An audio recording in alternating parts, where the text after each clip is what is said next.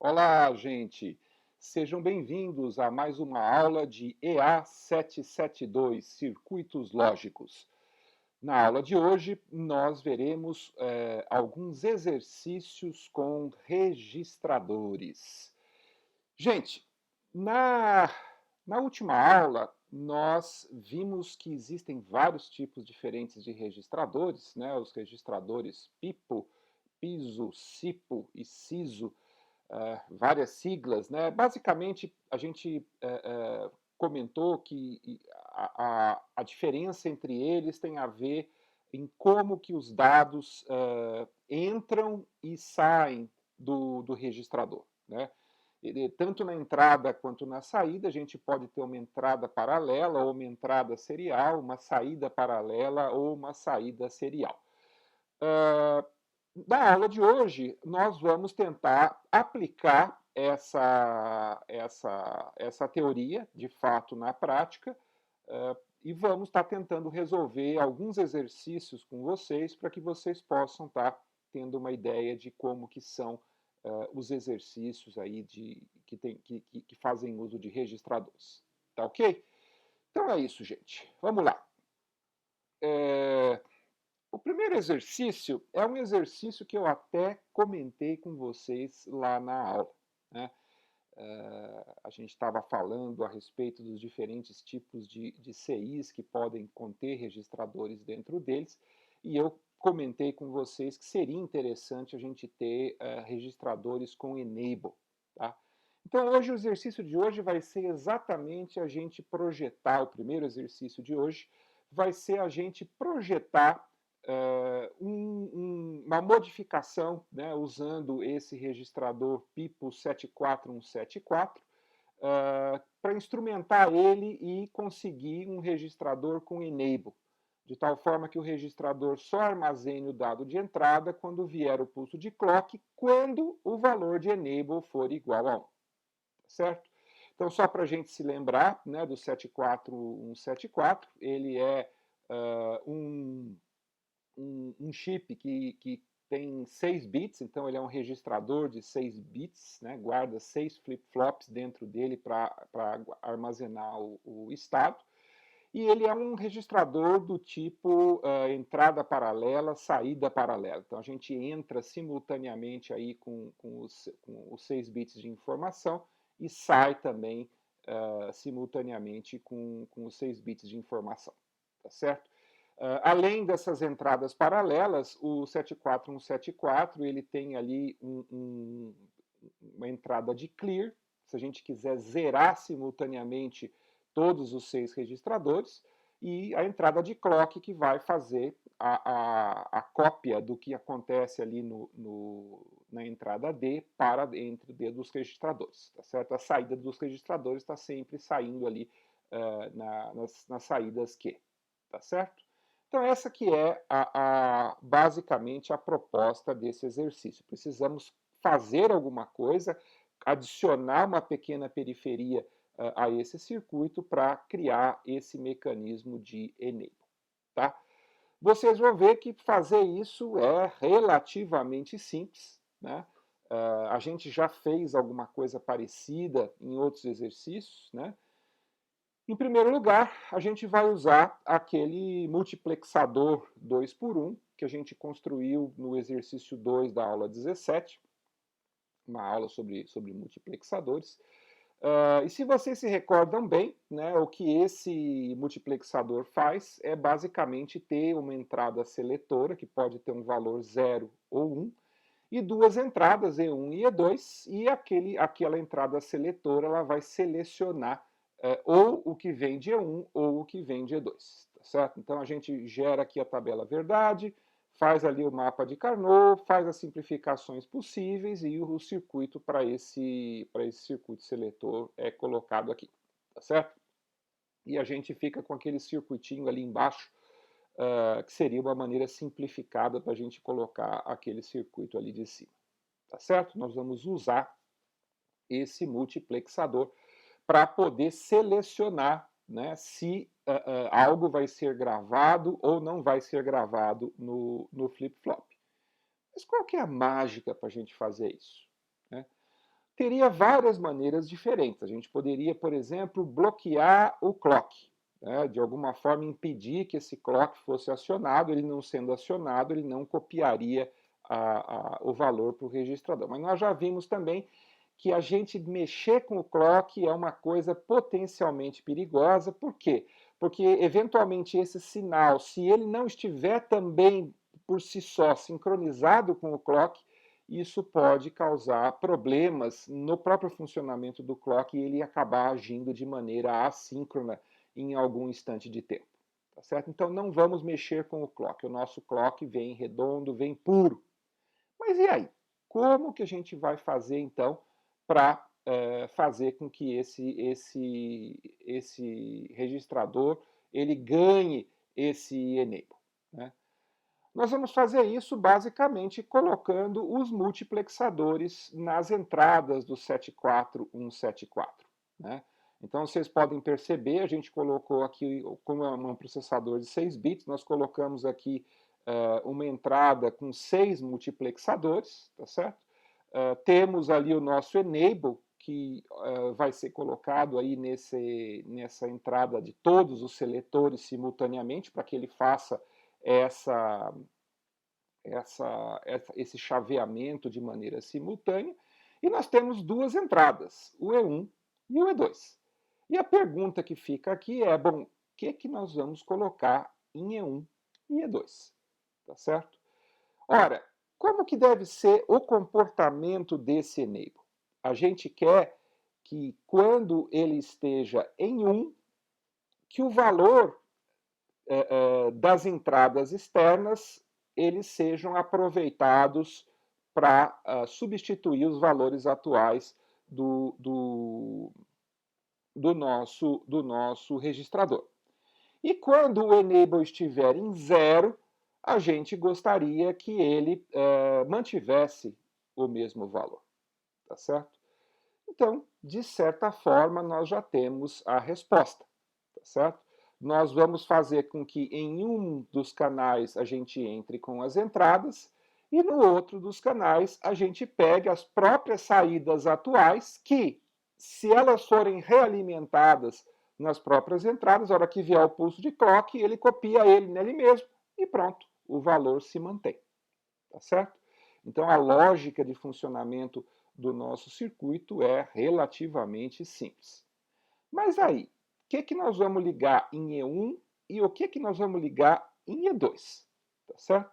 Existem duas possibilidades. A gente pode colocar as entradas em E1 e as saídas do registrador realimentando em E2.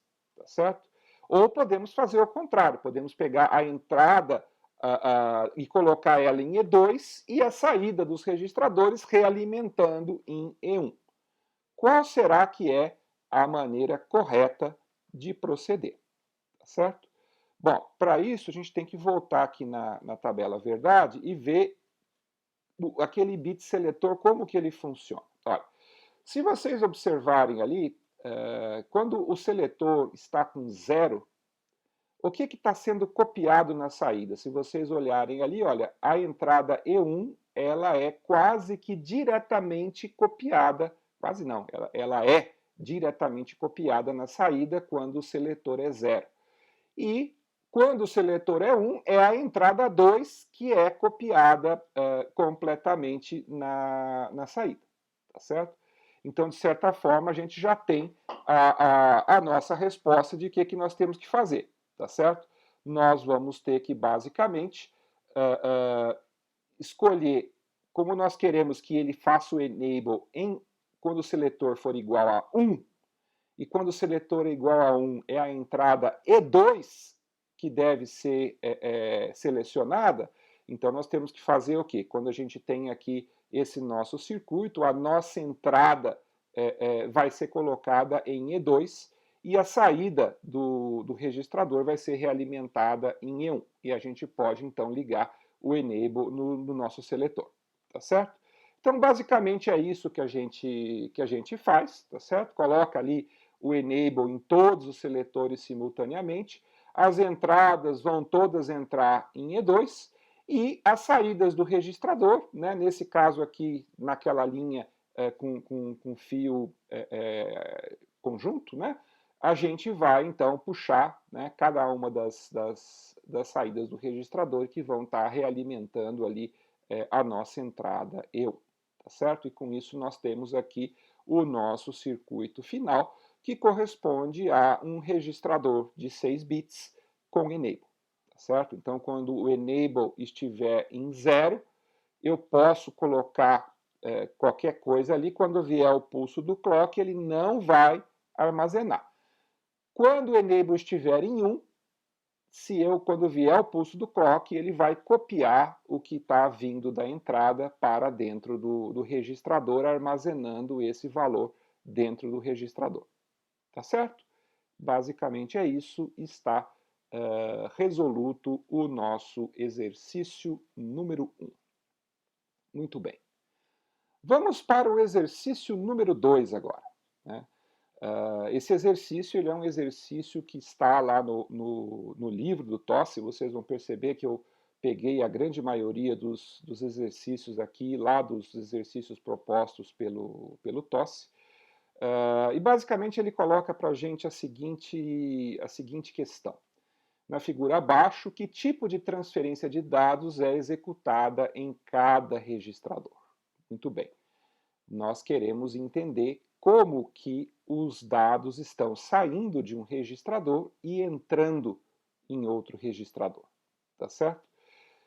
Se nós olharmos, todos esses registradores são 74174, que são registradores PIP, né? Ou seja, são de entrada paralela e de saída paralela, e os bits da saída de um registrador estão ligados diretamente aos bits da entrada de um outro registrador, né? Por sua vez, a saída do segundo registrador está ligada diretamente na entrada do terceiro registrador e a saída do quarto registrador está ligada diretamente na entrada do último e quarto registrador, certo? Então, talvez alguns de vocês ficassem em dúvida, falassem, mas não está indo serialmente entre todos os registradores? Mas não é isso. O tipo de transferência ele é colocado em função de como que o dado entra ou sai do registrador. E aqui, em todos os casos, a entrada é sempre por via paralela e a saída é sempre por via paralela. Então, o tipo de transferência de dados que é executado em cada registrador, em todos esses registradores aqui, é uma transferência de dados paralela, certo? Então, não é uma transferência de dados serial, tá certo? Vamos também, né, verificar se por algum motivo poderia haver alguma mudança, mas vocês vão perceber, olha, a entrada I5 vai se transformar na saída W5, que vai se transformar na entrada do segundo chip, que vai virar o X5 para o D5, O5, então está tudo alinhado direitinho. Então é exatamente o que está acontecendo aqui, tá certo? Essa primeira parte do exercício é relativamente fácil da gente entender, tá? Vamos para a segunda parte, é o mesmo exercício, ele tem várias partes, né? Então, na sequência, sabemos então que o modo de transmissão de dados é paralelo-paralelo, tá certo? E agora, ele pergunta para a gente, determine a saída de cada registrador quando o MR barrado é pulsado momentaneamente em nível baixo e depois de cada um dos pulsos de clock indicados, né, o CP1, CP2, CP3, né, na tabela abaixo, tá certo? Então, vamos imaginar que cada um dos CPs ali corresponde a um pulso de clock, tá? Inicialmente nós tínhamos, então, aquele MR barrado aplicado em 0, tá certo? Durante um certo tempo. E nós tínhamos na entrada I5 e 10 aquele valor, 101010. Tá? No instante em que a gente coloca o MR barrado em 0, o que vai acontecer? O MR barrado ele é assíncrono, ele vai imediatamente zerar todos os registradores.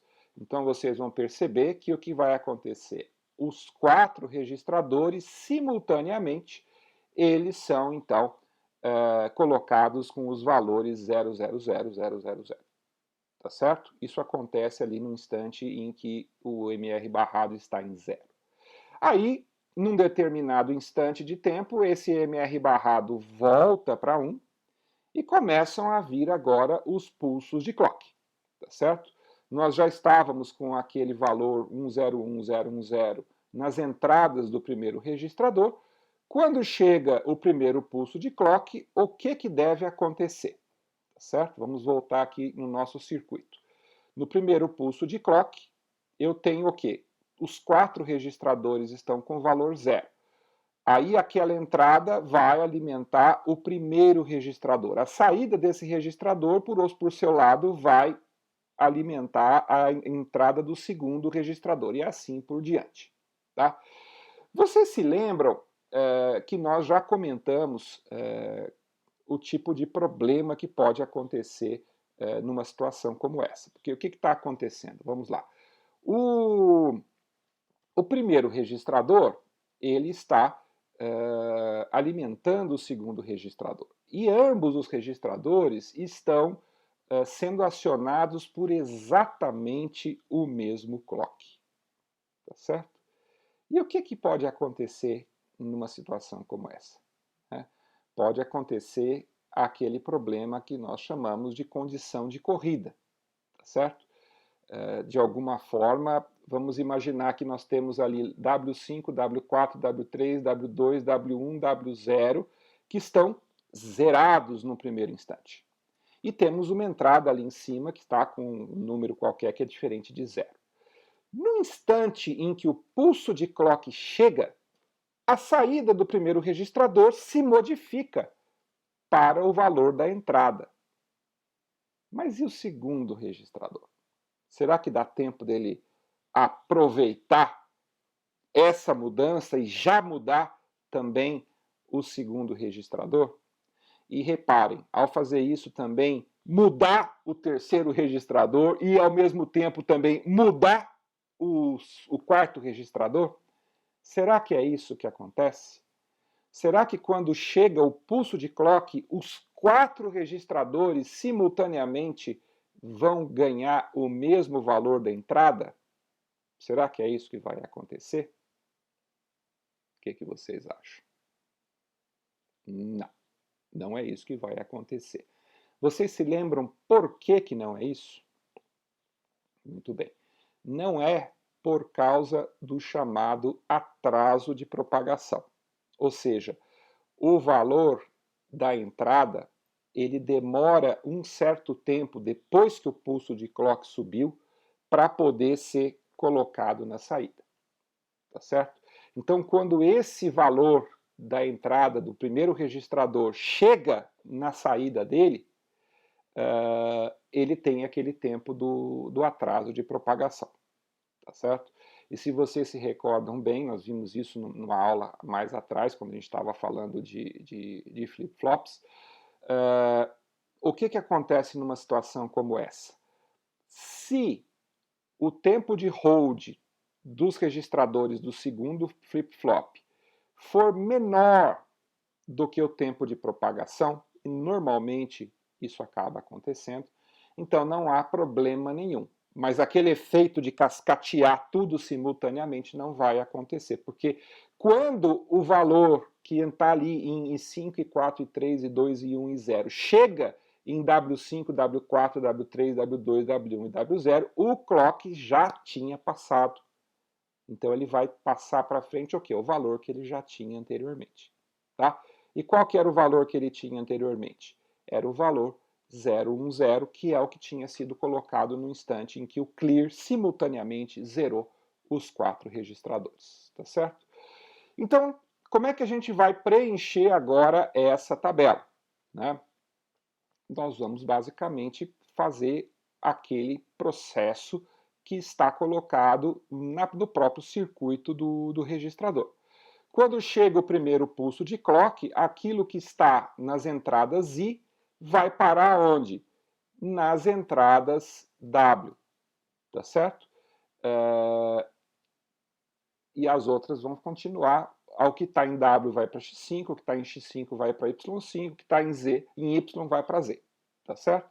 Então, basicamente, é isso que vai acontecer, tá certo? Aquele valor 1010, ele é transferido para o primeiro registrador e os outros vão ter aquele zero cascateado, mas eles não vão mudar de valor porque zero continua zero, tá certo? Na sequência, o que vai acontecer aqui? Vai acontecer exatamente o que a gente esperava, tá certo? No segundo pulso de clock, o que vai acontecer? Aquele valor 010101, ele vai ser transferido para o primeiro registrador. Mas, ao mesmo tempo, o conteúdo desse registrador vai ser transferido para o segundo, e o do segundo para o terceiro, e do terceiro para o quarto, tá certo? Então, como vocês podem observar, nós vamos ter esse comportamento, tá? Aquele 101010 que estava nos sinais W, ele vai ser transferido agora para os sinais X.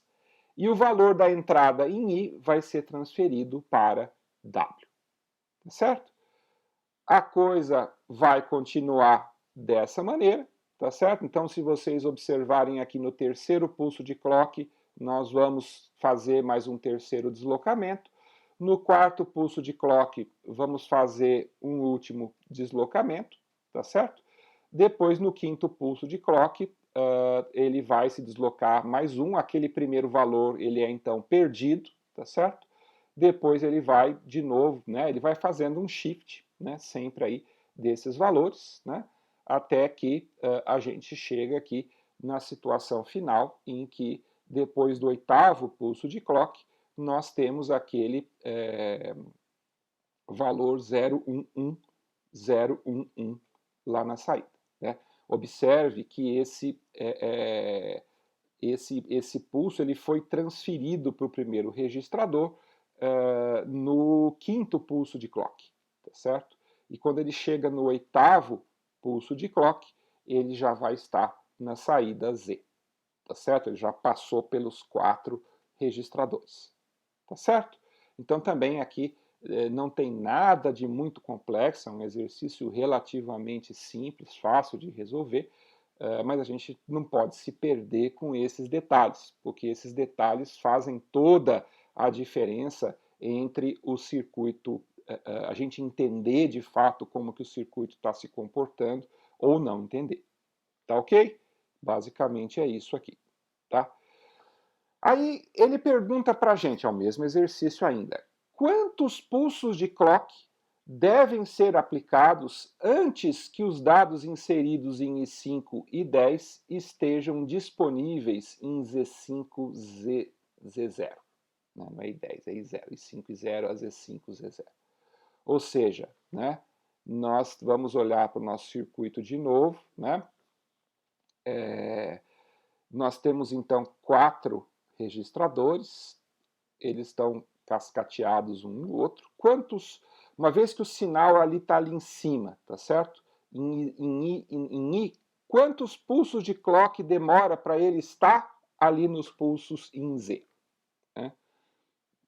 Nós vamos ver que também não tem nada de muito complexo aqui, mas vamos lá. Né?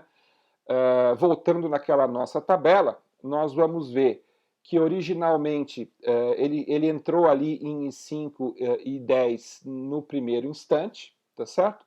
Mas quantos pulsos de clock foram necessários para colocá-lo nas saídas E5, Z0? Se vocês olharem ali, olha, eu até coloquei em amarelo ali para vocês perceberem. Eu rodei o clock CP1, CP2, CP3, CP4. Ou seja, ao final do quarto pulso de clock, aquele valor já estava na saída Z, que é a saída do último registrador dessa cascata de registradores. Tá certo? Também aqui nada de excepcional. Acho que vocês devem estar pensando assim, puxa, queria que caísse um exercício desse no meu testinho, né? Porque é bem fácil realmente de resolver, mas vocês vão ver que os próximos não são tão fáceis assim, não. Eles têm os Não tem nada muito complicado aqui não, gente, mas eles têm, às vezes, alguns detalhezinhos que a gente precisa estar atento para não fazer errado o exercício, tá certo? Legal. Bom, vamos então para o exercício 3. Esse exercício aqui já é um exercício um pouquinho mais complexo, mas vocês vão ver que também não é nenhum bicho de 7 cabeças. Ele é um pouco trabalhoso, ele dá um pouco de trabalho. Vocês vão perceber que todos esses exercícios que envolvem diagrama de tempo, a gente precisa fazer as coisas com muita calma, com muita serenidade para não cometer nenhum erro, tá certo? Porque às vezes a gente pode ali se perder um pouco e acabar fazendo alguma coisa de errado, tá certo? Eu mesmo, enquanto estava preparando vários dos exercícios aqui, eu percebi depois, nossa, fiz errado, aí tem que voltar, apagar tudo de novo, fazer tudo de novo, mas é preciso atenção para a gente evitar que aconteça aí algum tipo de problema, tá certo? Legal. Bom, então vamos ler aqui o enunciado do exercício. Complete o diagrama de tempo na figura abaixo, para um 74 HC 174. Como o diagrama de tempo mostra que o reset master é assíncrono. Bom, vamos completando o diagrama e quando chegar o momento nós vamos comentar a respeito desse fato de que o reset master ele é assíncrono, tá? Bom, o que deve acontecer ali logo no começo, gente? O que vocês acham, né? O que é a primeira coisa que vocês observam que está acontecendo ali? A primeira coisa que aparece ali é que o MR barrado ele tem um pequeno pulso em zero. O que o MR barrado faz? Ele zera, certo? Então, você sabe que... Opa! Aqui.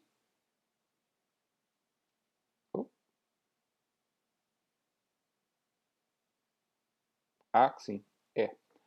A gente precisaria, antes de começar a colocado ali, a gente precisaria analisar como que funciona o 74 no 74. Eu já tinha visto aqui, eu me esqueci que vocês não estão lembrando de cabeça como que o 74, 174, ele está construído. Tá? Então eu coloquei aqui um diagrama do 74 no 74 para a gente lembrar como é que funciona o CP e o MR barrado. Tá? Isso é importante, porque, olha, gente, só para chamar a atenção de vocês, uma das primeiras coisas que a gente tem que saber aqui é em que ponto que ocorrem as transições, tá certo? Essas transições, elas ocorrem na subida do clock ou na descida do clock, né? Esse é um ponto importante. E o MR barrado lá, ele é assíncrono ou ele é síncrono? Porque dependendo dele ser assíncrono ou síncrono, o resultado fica diferente. Mas vamos olhar aqui no circuito para a gente evitar qualquer tipo de dúvida, tá certo? Então, vamos olhar primeiro o MR barrado. Como é que funciona o MR barrado? Se vocês forem olhar ali, olha, vocês vão ver o quê? Vocês vão ver que a gente tem ali um inversor, mas que está com a entrada invertida, tá certo? Se o inversor está com a entrada invertida, isso significa o quê? É como se não houvesse a inversão, tá certo? Então, mas a gente for olhar lá, o clear assíncrono do flip-flop. Esse clear ele vai colocar o valor em zero quando o valor dele for para zero. Mas então, como aquela entrada eu tenho um inversor e tenho a inversão do inversor, como é que vai funcionar? Né? Ele vai, então, gerar um clear assíncrono no instante em que o MR barrado for colocado em zero. Eu estava falando isso antes, mas eu estava presumindo que vocês já estavam cientes disso. Aqui eu resolvi colocar para mostrar para vocês como é que funcionaria esse circuito. Tá ok? E o clock? É clock de subida ou é clock de descida? O que vocês acham? Muito bem. Se vocês olharem direitinho aqui no nosso circuito, vocês vão perceber o quê? Ah, professor, tem uma bolinha ali na entrada de cada um dos flip-flops. Então, quando tem bolinha na entrada de cada um dos flip-flops, nós estamos dizendo o quê? Que o clock é de descida. É isso mesmo, gente? Espera aí, vamos olhar com cuidado o que está acontecendo aqui. Né? Vamos olhar aquela entrada CP. Vocês vão ver que o CP não está entrando direto no clock. Existe um inversor que está invertendo o sinal de CP. Então, olha que interessante, né? Quando você tem esse inversor, isso significa que o clock lá na entrada do flip-flop vai ser de descida, mas como ele está tendo inversão dele, a descida dele é a subida do sinal de entrada.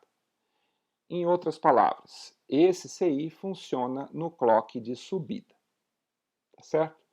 Vocês percebem como tem uns detalhezinhos que a gente tem que prestar atenção, porque é complicado, convenhamos, tá certo? Batendo o olho aqui, a gente pode ser surpreendido, olha, aquela negação dupla ali no MR barrado, aquela bolinha ali na entrada do flip-flop, tudo pode nos levar a uma compreensão errônea do funcionamento do circuito.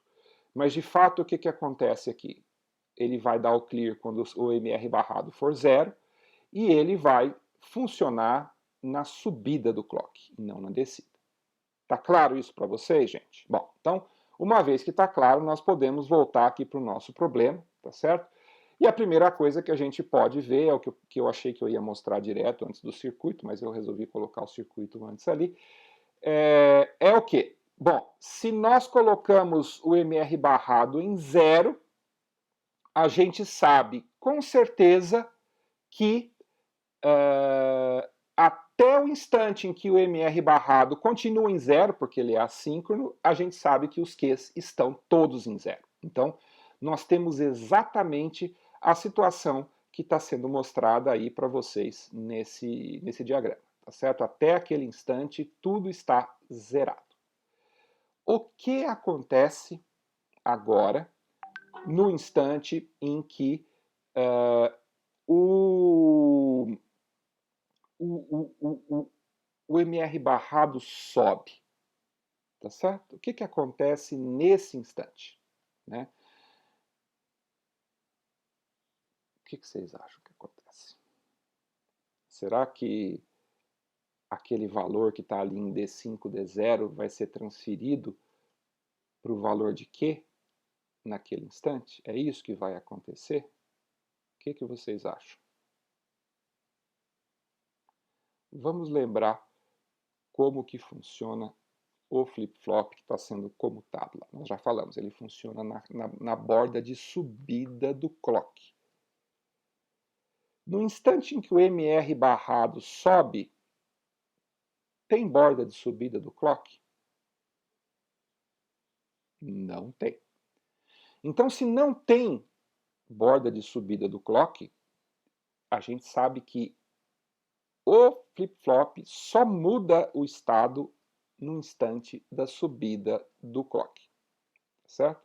Então, mais uma coisa a gente pode garantir para vocês com certeza. O que é? Até a primeira subida do clock, os valores devem permanecer como eles estão. Tá certo? Ou seja, apesar do MR barrado ter subido, isso significa simplesmente o seguinte, olha, na próxima subida do clock teremos mudança do estado. Tá certo? Muito bem. E agora? Chegou o primeiro clock. O que deve acontecer nessa situação? Bom, nós temos ali as entradas D5, D0 representadas aqui em forma numérica. Então, o que está sendo colocado aqui é que D5 é 1, D4 é 1, D3 é 0, D2 é 0, D1 é 1 e D0 é 0. Tá certo? Então, é exatamente isso que vai ser passado para as saídas Q5, Q4, Q3, Q2, Q1, Q0 naquele instante da subida do clock. Tá certo? Então vocês vão perceber que o Q5 ficou com o valor 1, de acordo com o que estava ali nas entradas Ds, tá certo? O Q4 está com o valor 1 também, tá certo? O Q3 está com o valor 0, ele permanece em 0. O Q2 também está com 0, o Q1 está com 1 e o Q0 está com 1. Ou seja, nós pegamos o que estava na entrada D e isso passou para a saída Q.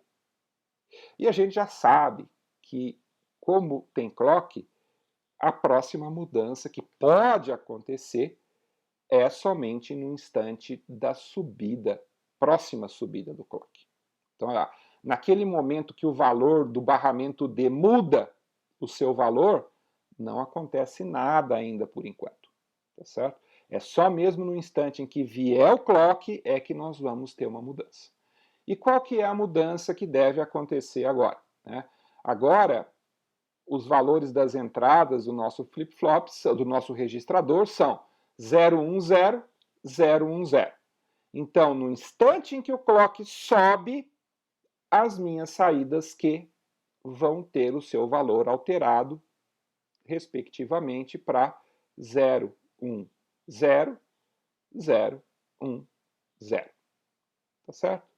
Eu estou indo aqui devagar, gente, porque eu sei que eu, de certa forma, já estou acostumado a ler diagrama de tempo, então eu consigo rapidamente bater o olho e ver qual que é o valor. Mas eu sei que quem está vendo isso pela primeira vez demora um certo tempo até vocês conseguirem dominar essa arte de estar entendendo os detalhes aqui do diagrama de tempo. Eu sei, né, a gente sabe que a construção desses diagramas de tempo é uma das coisas que mais acaba trazendo erros aí, até por conta de você olhar errado, bater o olho e ver o número errado. Então, por isso que eu estou, de certa forma, gastando um certo tempo aqui para mostrar isso com detalhe para você. Eu podia pegar e colocar a onda direto aqui para vocês, mas vocês não perceberiam esses detalhes da sutileza de como as coisas vão acontecendo, que eu acho que é o mais importante para vocês saberem quando estiverem fazendo um diagrama de tempo como esse. Tá certo? Se vocês pegam esse exercício pronto no livro, ele já vai estar com o diagrama inteirinho pronto ali, mas aí ele não explica como e nem por que isso está acontecendo. Então, um dos motivos da gente criar essa aula de exercícios aqui é exatamente para eu poder estar mostrando para vocês exatamente como as coisas acontecem, as coisas importantes que acontecem e as modificações que elas causam no circuito. Tá certo? Muito bem. Então, nós temos agora aqui uma nova subida do clock e a gente vai olhar onde? Só o que tem ali na subida do clock. Tá certo? O que acontece nessa subida do clock? É a mesma entrada. Tá certo? Então, o que vai acontecer? Ele vai ficar simplesmente o mesmo valor por mais um pulso de clock. Tá certo? Não vai haver nenhuma mudança. Tá certo? Nesse novo pulso de clock, o que acontece? Ah, eu já tenho um outro valor também. Agora ele está a entrada 101001. Tá certo? Então, a hora que o clock sobe, ele vai mudar para esse valor. Mas até quando? Será que ele vai até o próximo pulso de clock? Não, nesse caso não. Por quê? Porque nós temos aqui o clear, tá certo? É o memory reset, tá certo? Então, por isso que é MR barrado. E ele vai cair para zero no meio do caminho, ele é assíncrono. Então, olha que interessante, gente. No instante em que o MR barrado vai para zero, independente de clock, tem mudança no circuito. Tá certo? Então, ó, a gente só pode garantir que aquele novo valor que foi colocado ali na subida do clock vai permanecer até o instante em que o MR barrado cai a zero.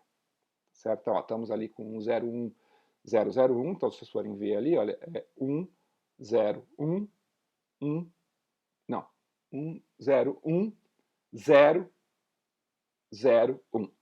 Tá certo? Às vezes é meio complicado a gente enxergar mesmo. Tá certo?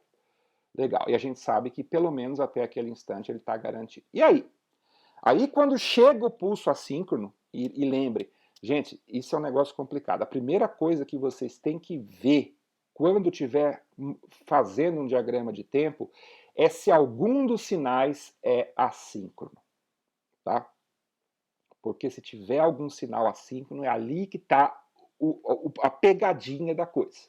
Tá? É onde as coisas estranhas começam a acontecer.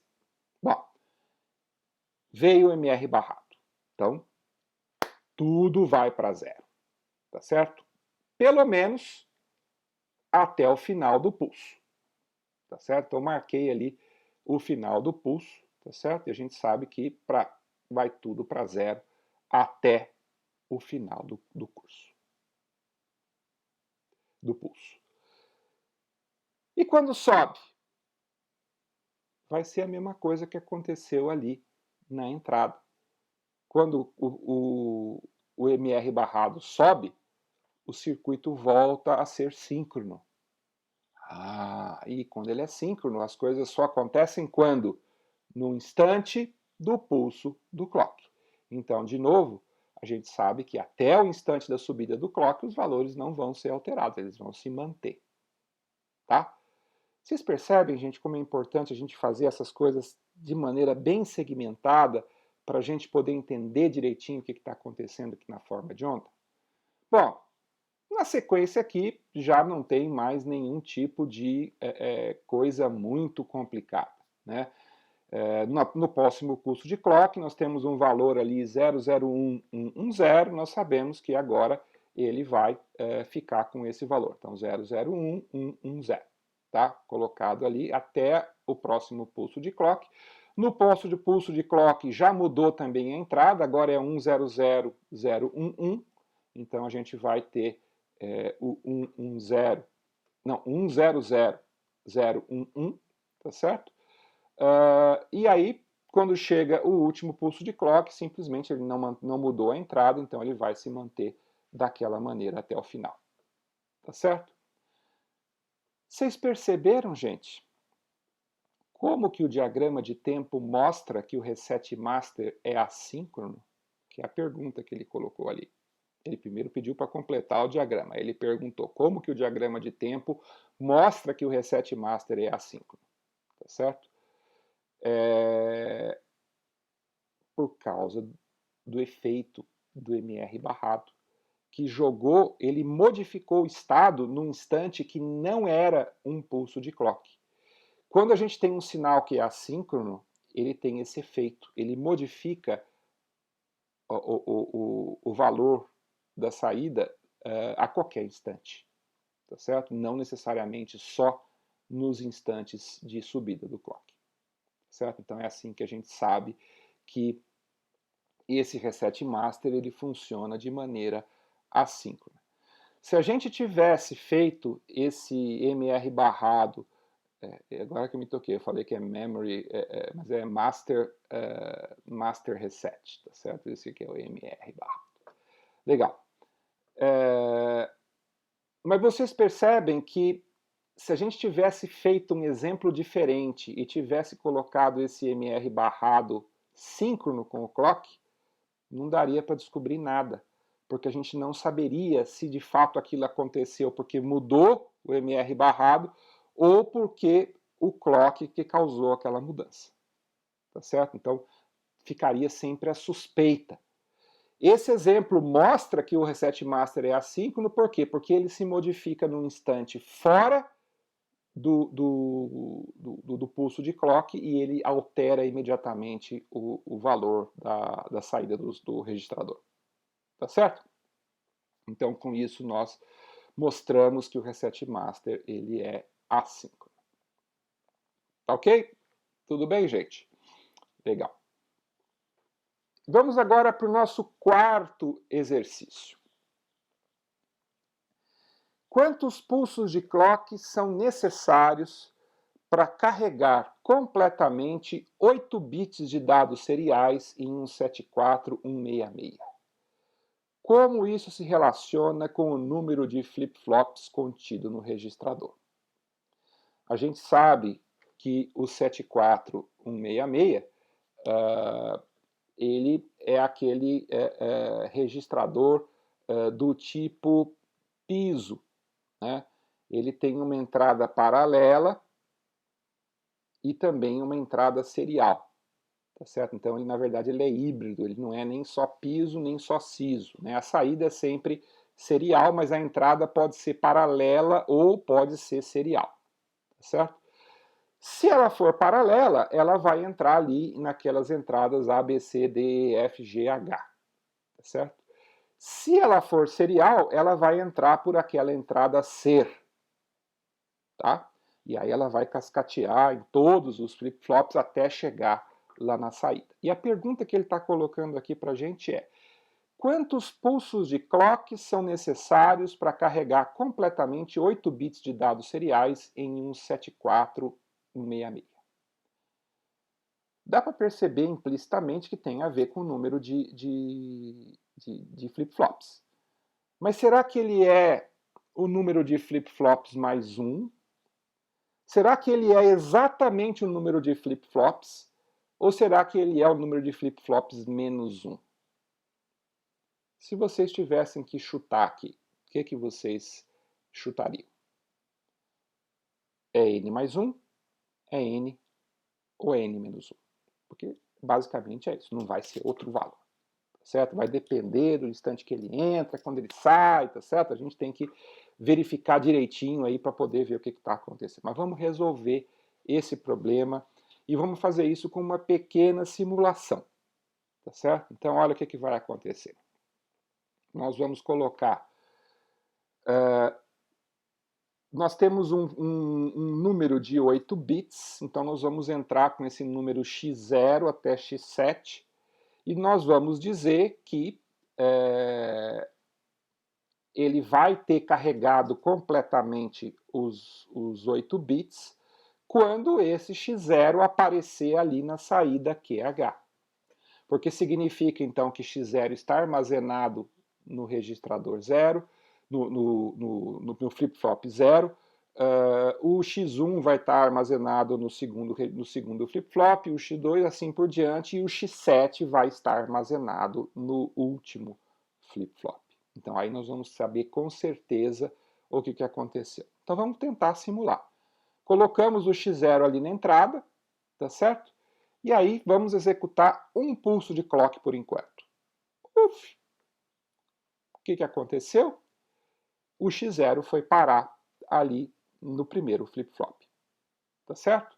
E aquele 1 que eu coloquei ali em cima é para a gente ir contando o número de pulsos de clock. Esse foi o primeiro pulso de clock. Temos ali agora o x1 na boca, tá para entrar ainda, mas ainda não entrou, tá certo? Ele ainda não foi armazenado. Poderia alguém pensar, não, mas será que ele já está? Não, não está.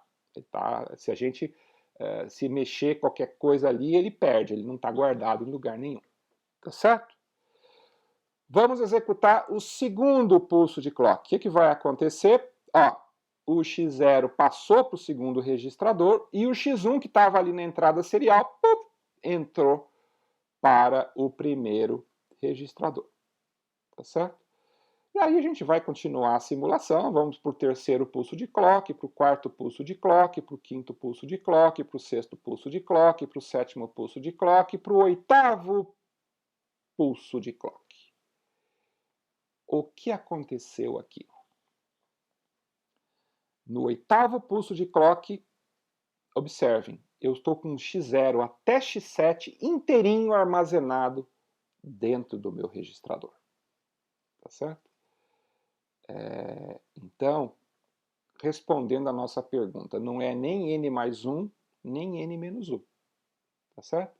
O número de pulsos de clock necessários para carregar completamente 8 bits de dados seriais no 74166 é 8. Por quê? Foi no oitavo pulso de clock que a gente conseguiu efetivar a transferência do número inteirinho para dentro do nosso flip-flop. Né? Observe que ele colocou ali dados seriais. Tá certo? Se ele tivesse falado dados paralelos, seria com um único pulso de clock. Tá certo? Então, a gente é tudo sutilezas. Tá certo? É tudo sutileza. Se ele perguntasse qual é a maneira mais rápida de colocar, é na entrada paralela com um pulso de clock. Tá certo? Mas ali ele está falando de dados seriais. Se eu quero capturar aquela entrada serial, eu vou ter que executar isso serialmente. Tudo bem? Fácil, né? Esse aqui também não é tão complicado assim, não. Mas tem mais complicados ali para frente. Vamos lá. Exercício número 5. Como podemos atrasar um sinal digital de 8 pulsos de clock utilizando um 74166? Se vocês forem olhar lá no livro do Tosse, ele vai dizer que uma das coisas que a gente pode estar usando o 74166 é para segurar o sinal. Porque, como vocês viram, né, ele demora 8 pulsos de clock para, passando na entrada, chegar na saída. Então, é como se eu criasse uma espécie de umas barreiras intermediárias e só depois do 8º pulso de clock que aquele sinal da entrada ele foi transferido para a saída. Então, é como se eu estivesse atrasando o meu circuito por 8 pulsos de clock. Tá certo? Vamos ver como é que a gente faz isso com o 74166. Está aqui o nosso circuito, ele tem várias entradas diferentes, tá certo? Nesse caso aqui nós estamos forçando a entrada SHLD barrada em 1 e a entrada CLK e NH em 0, está sendo forçado, tá certo? E nós também estamos colocando ali 0000 nas entradas A, B até H, ok? Vamos mostrar então como é que ocorre o atraso do sinal serial nessa figura abaixo aqui, tá certo? E agora começa aquela coisa complicada, tá certo? Como é que vai funcionar aqui? Tá? Como que começa ali o QH? O que vocês acham? Olhando assim, batendo a forma de onda ali, logo no comecinho ali, o valor de QH vai para onde? Ele vai acompanhar o ser, ele vai... O que vai acontecer ali? Olha lá. Quem que está ali? O que nós temos nesse cara aqui no 74166? A gente acabou de ver lá. Ele tem um clear assíncrono em 0. Tá certo? Então, o que acontece no instante em que o clear está zerado? Necessariamente, o valor de QH está em 0. Porque todos os flip-flops do registrador são zerados até esse ponto. Tá certo? Tudo bem? O que acontece agora? Bom, depois que o clear voltou para 1, agora nós temos que olhar para os pulsos de subida do clock. Tá certo? E até o instante da primeira subida do clock, que nós estamos ali, meio pulso, né? Quase. A entrada serial vai ser 0, então o que vai acontecer aqui? Ele vai ficar com o valor 0 ali, né? E a entrada aqui H, hein, gente? O que vocês acham? Bom, lembra que a gente viu no exercício anterior que a gente precisa de 8 pulsos de clock para poder transferir a saída, ou seja, no 8º pulso de clock, se vocês se lembram bem do exercício anterior, é que o QH vai ser transformado no quê? Em 0, porque a entrada estava 0 aqui. Tá certo? Então vamos contar aqui, olha. T1 estava com valor 0. T2 estava com valor 1. A gente está olhando o valor de ser no instante que o pulso do clock sobe. Tá? Em T3 estava com 1 também, em T4 estava com 0, em T5 estava com 0, em T6 estava com 1, em T7 estava com 0. Em T8 estava com 1. Opa! Opa, opa, opa! Eu sei o quê? A cada um desses pulsos de clock, a gente foi transferindo o conteúdo interno dos flip-flops, né? Do QA foi para o QB, do QB foi para o QC, do QC foi para o QD, do QD foi para o QE, do QE foi para o QF, do QF foi para o QG, do QG foi para o QH. E ali a gente está visualizando só o QH. O que vai acontecer nesses primeiros 8 pulsos de clock, gente? O que vocês acham? Ah, professor, não dá para saber, porque vai depender do valor que estava lá dentro. Vai depender? Vocês acham que vai depender? Não, gente, vocês estão esquecendo daquele clear. O clear zerou todos os flip-flops internos do registrador. Então a gente sabe uma coisa, isso é certo. Nos primeiros 8 pulsos de clock, tudo é zero na saída. Por quê? Porque os valores internos eles foram sendo transferidos, tá certo? Mas, como era tudo zero, vai ter só zero ali na saída QH. Tá. E agora? O que acontece quando chega a ter 8? O que acontecia lá no 8º pulso de clock daquele exercício anterior que a gente viu? Aquele valor que estava na entrada no instante anterior ao primeiro pulso de clock vai aparecer lá no QH. Tá certo? O que tinha na entrada no instante do primeiro pulso de clock? Não era um valor 1? Pois é. Desculpa, não era um valor 0? Pois é. Então o 0 vai passar aqui no primeiro pulso de clock. E ele, observa que eu parei ali exatamente no próximo pulso de clock. Por quê? Porque no instante em que acontecer agora T9, eu peguei o segundo, que era o quê? Era 1. Em T10 vai ser o terceiro, que é o 1 também. Em T11 vai ser o quarto, que é 0.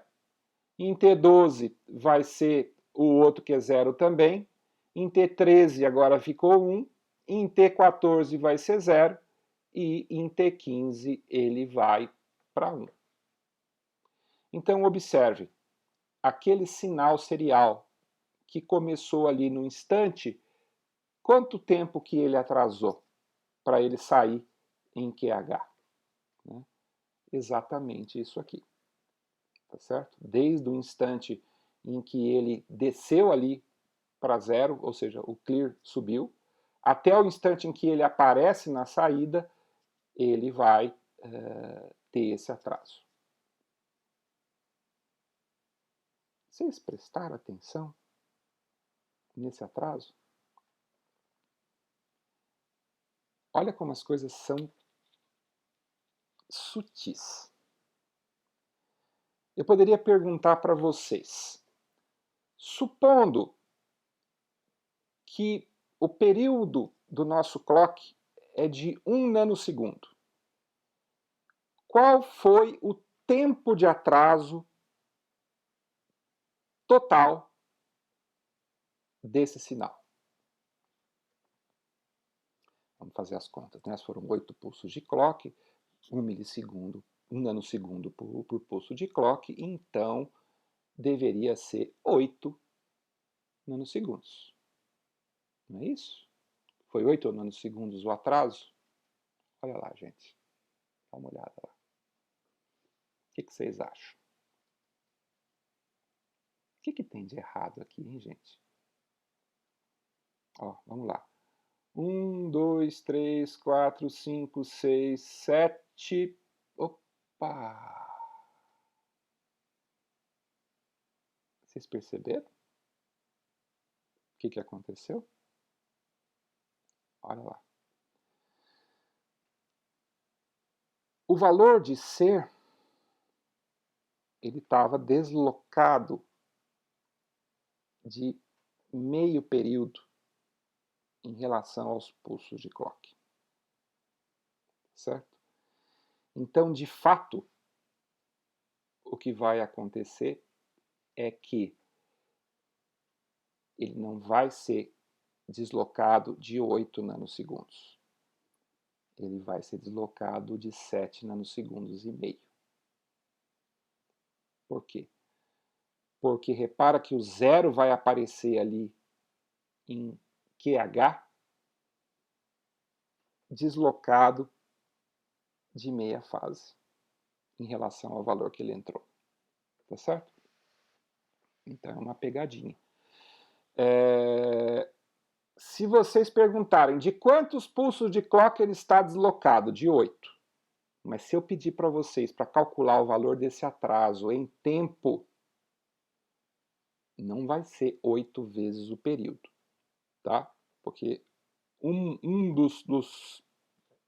dos períodos ali não foi completo, foi só meio período, tá certo?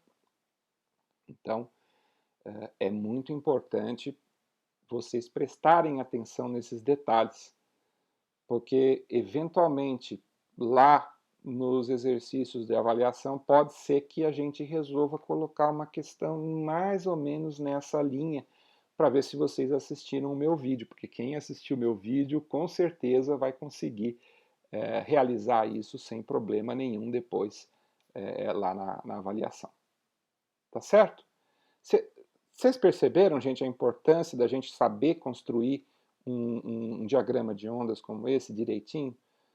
Olhando para o diagrama de ondas, não tem erro. Você olha lá, bate o olho, mede, tá certo? A coisa vai funcionar. Mas se a gente faz as coisas tudo meio apressado na cabeça, não é tão fácil fazer isso sem olhar. Olhando aqui dá para a gente perceber claramente. Né? Quem quiser pode até ir lá e contar. Né? Vai contar ali e vai descobrir o quê? Que, olha lá, né? No instante em que o primeiro pulso de clock aconteceu, eu já tinha começado o meu sinal serial de meio período. Tá certo? Então, o que vai acontecer? 1, 2, 3, 4, 5, 6, 7 e meio e não 8. Tá bom? Porque reparem que o QH ali está deslocado de meia fase com o que está ali em ser. Tá certo? Tudo bem?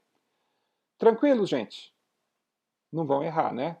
Vão fazer certinho quando estiverem fazendo o teste. Tá bom? Legal. Vamos para o 6º exercício. Vamos lá.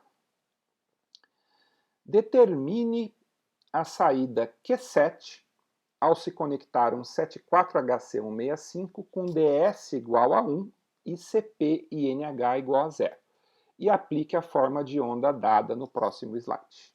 Bom, de novo, um daqueles exercícios de construção de forma de onda, que é especialmente complicado da gente fazer apressadamente. Nós temos que fazer com muito cuidado. Primeira coisa, vamos tentar pegar coisas que estão sendo colocadas aqui no enunciado. Bom, a gente sabe que o CP e NH ele está colocado em 0, tá certo?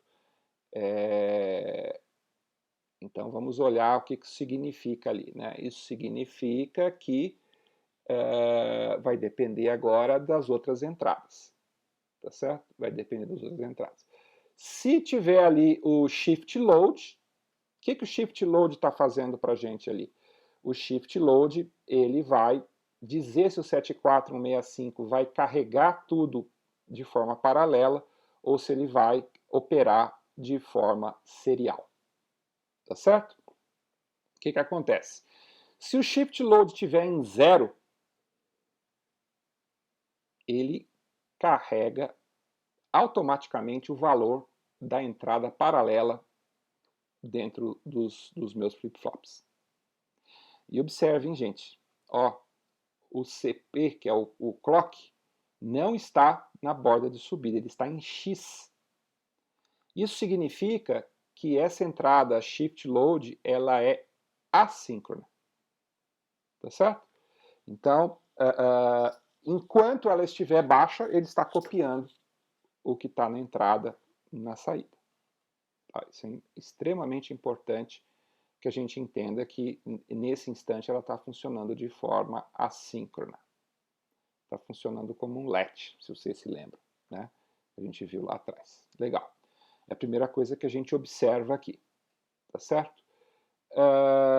Mas na hora, vamos ver o que ele coloca aqui, só para a gente ver aqui. Olha, ele coloca aqui o shift load, o P até P7 e o clock. Tá, então, em princípio, não vai ter maiores probleminhas aqui. O mais importante é a gente saber que o shift load ele é assíncrono. Temos sempre que saber direitinho quais são os sinais assíncronos que estão operando, tá certo? E nós sabemos que o DS, que é a entrada serial, está colocada em 1. Tá? Isso também é importante. Tá certo? DS é igual a 1. E o CPNH, ele está colocado em 0. Isso significa que, se por algum acaso o shift load estiver em alto, ele vai operar em modo de deslocamento, em modo de shift, tá certo? Porque se o CPINH estivesse em high, olha, não teria mudança. Vocês percebem, gente, os detalhezinhos de por que essas tabelinhas aqui elas são extremamente importantes, tá? Da mesma forma, né, se por acaso o CP estivesse embaixo, mas o CPINH desse um pulso, ele também faria um deslocamento. Tá? Então são detalhes, são sutilezas desse chip. Mas a gente não vai ter isso porque nas entradas que a gente vai estar usando aqui, a única coisa que a gente está mexendo aqui é o shift load. E aí, para a gente poder resolver esse problema aqui, nós temos que saber como funciona o 7465 com relação ao shift load. Tá? Legal. O que acontece naquele comecinho em que o shift load está em 0? Bom, naquele comecinho, ele vai simplesmente carregar a entrada paralela. Tá certo? Então, ó, nós estamos ali com o valor 110, 1010. Opa! Mas, ó, isso também é outra coisa que vocês têm que tomar muito cuidado. Olha como está colocado ali. P0 a P7. Está invertido. Não está P7 a P0. Então, se a gente fosse ler esse número da maneira correta, como um código binário, não seria 11001010. Seria o contrário. 01010011. Tá? Mas observem que também ali na onda eu começo no Q0 em cima e vou até o Q7 lá embaixo. E observem que os estados de Q0 até Q6 estão entre parênteses porque não são saídas de fato, são estados internos. Tá certo? Bom, dito isso, o que a gente pode deduzir? Bom, naquele primeiro momento, nós vamos ter exatamente isso. Ó, reparem que o P0 vai para Q0. O P1 vai para Q1. Então, eu vou ter ali 1100, 1010, que é o que está ali na sequência, mesmo que a sequência esteja invertida. Tá? Então, observem que aqui a coisa aqui se modificou. Tá ok? Tudo bem, gente? Muito bem, muito bem. Então, nós estamos aqui agora com os valores 1100, 1010. Certo? O shift load subiu. Tá certo? O shift load subiu. O que acontece com esse registrador quando ele recebe um pulso de clock e o shift load está em 1? Deslocamento. Ele vai fazer o shift. Tá certo? Nesse caso aqui, fazer o shift significa o quê? Tá vendo aquele 1100, 1010? Ele vai, ó,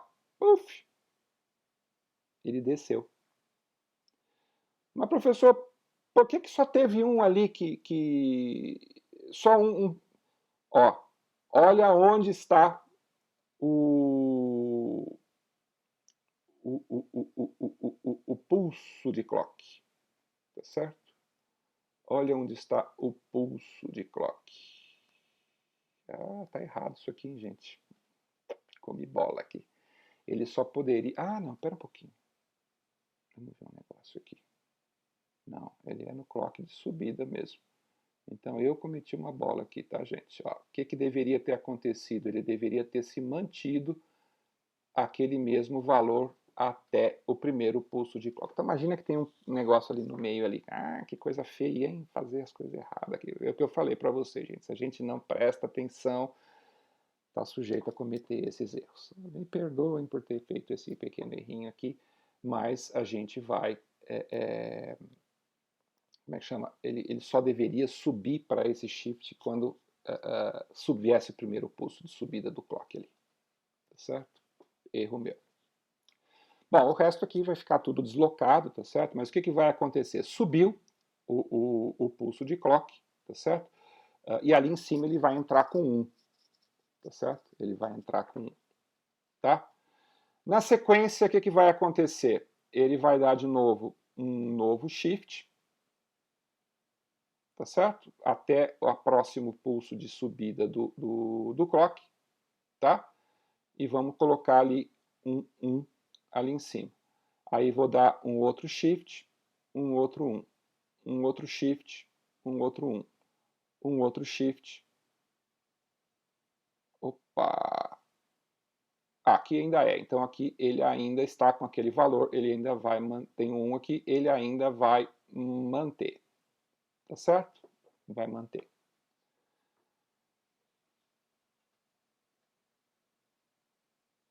Shift.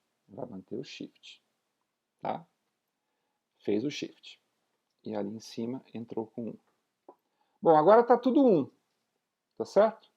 Então, o que vai acontecer ali? Eu mudei agora o P0 P7. O que vocês acham que vai acontecer? Ele vai mudar?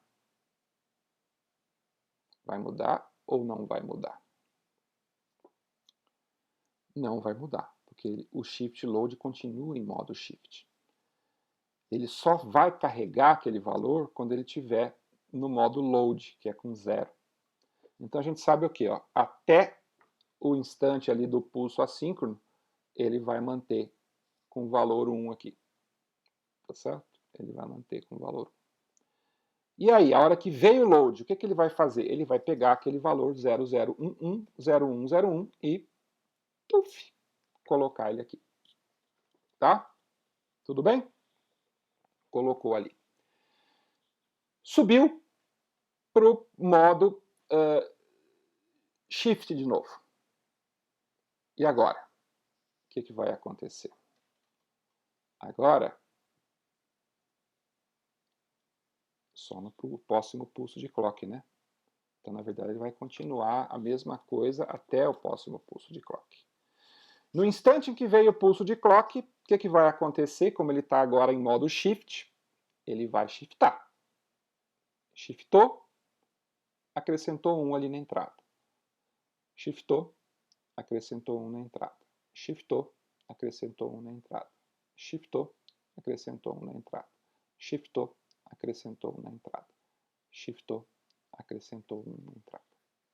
Tá certo? Mas vocês viram, né? Como é fácil comer bola, né? Olha ali, ó. Ali lá no comecinho ali, né? Depois que ele deu o primeiro shift load, ele tinha que ter se mantido, ele não poderia ter se modificado ali naquele primeiro instante ali.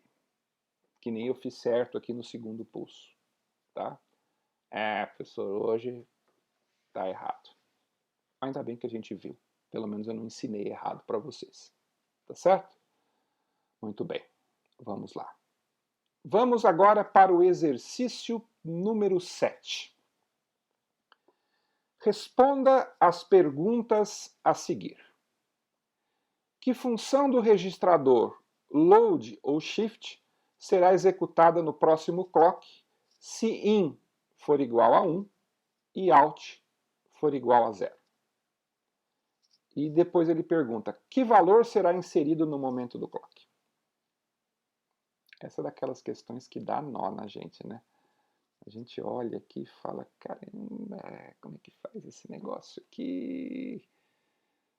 Dizer o que era mesmo que funcionava, o clear, o ser, o CLK e NH. Vamos olhar primeiro como é que as coisas ficam ali, né? Se a gente tem 1 na entrada in e 0 na entrada out, aquele 0 está realimentando lá na frente. Então, ali na entrada daquele exclusive OR, eu vou ter um 0, tá certo? E ali eu tenho um inversor, então aquele 1 e 1, aquele 1 invertido vai para 0. E o 0 vai entrar ali na entrada ser, tá certo?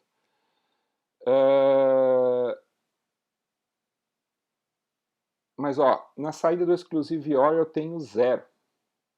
O que significa 0 em shift load? Vamos olhar aqui na tabelinha, né?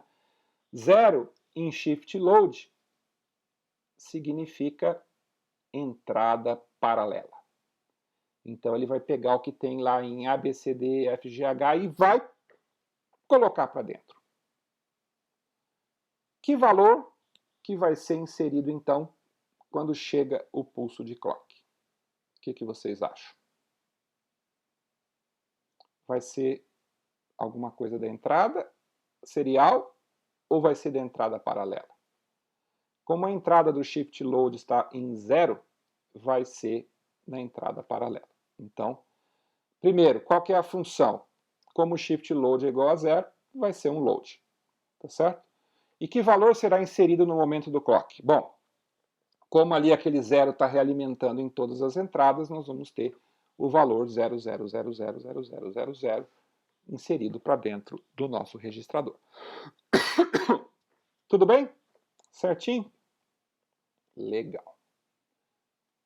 Bom, e se a entrada for um pouquinho diferente?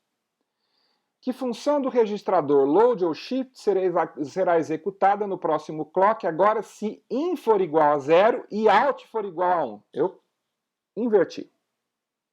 O que vocês acham? Tem que fazer que nem fez da outra vez. Vamos lá ver. Se o in é 0 e out é 1, então o out realimenta ali nas entradas A, B, C, D, E, F, G, H, eu vou ter um 1 entrando ali, aquele 0 invertido vai ficar com 1, e 1 exclusive OR com 1 dá o que, gente? Observa que aquilo lá não é um OR, é um XOR, um exclusive OR. 1 e 1 dá 0. Se eu tenho 0 no shift load, o que vai acontecer? É load. Que valor que vai ser inserido no momento do clock? Agora, como tem o 1 ali na saída, nós vamos guardar esse valor 1. Certo? Então, quando acontece essa situação, é exatamente isso que vai acontecer. Tá certo? Tudo bem? Vocês repararam que nos dois casos foi load, né? Mas no primeiro caso eu coloquei load 0 e agora, nesse caso aqui, veio o load 1. Tá certo? Tudo bem? Legal, legal. E agora, se tiver in 0 e out 0, tem 4 combinações, né? Nós vamos ter que fazer as 4. Tá certo? Que função do registrador load ou shift será executada no próximo clock se in é igual a 0 e out é igual a 0? Vamos colocar lá. O in é igual a 0, o out é igual a 0, o 0 realimenta ali para cima, aquele 0 se transforma em 1. 1 XOR 0 é o quê? É 1. Opa! Agora eu tenho 1 no shift load. Tá certo? Então, que função que vai ser executada? Como o shift load é 1, vai ser o shift. Não vai ser o load. Tá certo? Que valor será inserido no momento do clock? O que vocês acham?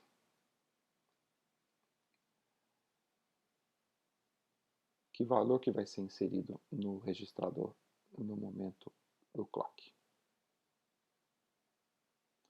Vamos olhar lá. Quando o shift load ele é igual a 1, o clock NH é 0, o clear é alto e o ser é alto. Opa, olha lá. É a primeira, segunda, terceira, quarta linha da minha tabela. Vocês estão vendo ali o que tem? Ó?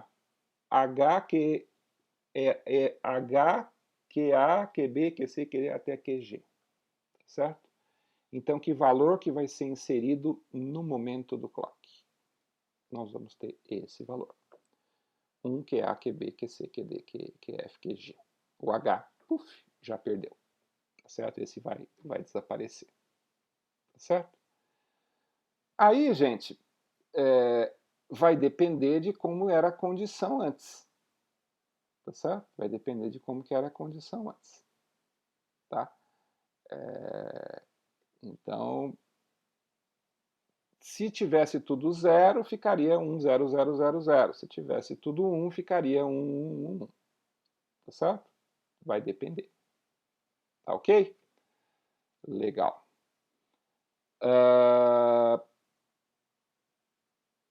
E se for agora 1, 1? O que acontece? Vamos lá. Vai ser algo parecido aqui. Né? Eu vou ter aqui entrada 1, a saída 1, 1 realimenta, vou ficar com 1, 0, dá 1, 1, vai dar um shift, tá certo? Então ele vai dar um shift, tá? E que valor que vai ser inserido no momento do clock? Agora a entrada ser é 0. Se a gente olhar agora, nós estamos ali na quinta linha da minha tabela. Então eu vou ter L, 0, tá certo? E vou ter os valores lá que vão ser deslocados. Então o valor vai ser 0, QA, QB, QC, QD, QE, QF, QG. Tá certo? Tudo bem, gente. Deu para entender aqui como é que a coisa funciona? Perfeito. Mas a questão não acabou ainda não. Tem mais um pouquinho de questão. Mas a gente já viu todas as combinações. O que mais que tem? Vamos ver aqui o que ele reservou para a gente aqui. Ó, ele está perguntando agora aqui. Que condição de entrada acabará após vários pulsos de clock fazendo a saída mudar de estado? É uma pergunta um pouco mais complexa. A gente até já sabe mais ou menos a resposta ali, mas a melhor coisa que a gente faz numa situação como essa é o quê? É testar cada uma das possibilidades e ver o que acontece. Tá certo? Então vamos pegar aquele primeiro caso. O in é igual a 1, o out é igual a 0, nós vamos ter 0 ali, ele vai estar fazendo um load paralelo, como está entrando 0, ele vai carregar 0. Tá certo? Como ele carregou 0, a saída lá vai ser que H é igual a 0. Se nada se modificar, ele fica parado e não muda de estado nunca mais. Então, se ele começar nessa situação, ele trava. Ele fica preso no estado 0. Não muda mais de estado. Tá certo? Legal. Vamos testar as outras possibilidades. E se for 0 e 1? Se for 0 e 1, aí o 1 vai ali para cima, o 1 é que vai entrar na carga paralela, como é o 0 que está entrando no shift load, ele vai fazer o load, ele vai colocar 1 ali para dentro, mas como a saída já é 1 também, tá certo? Então ele vai ficar com 1 ali, ali fica tudo 1, ali fica tudo, e ele de novo fica o quê?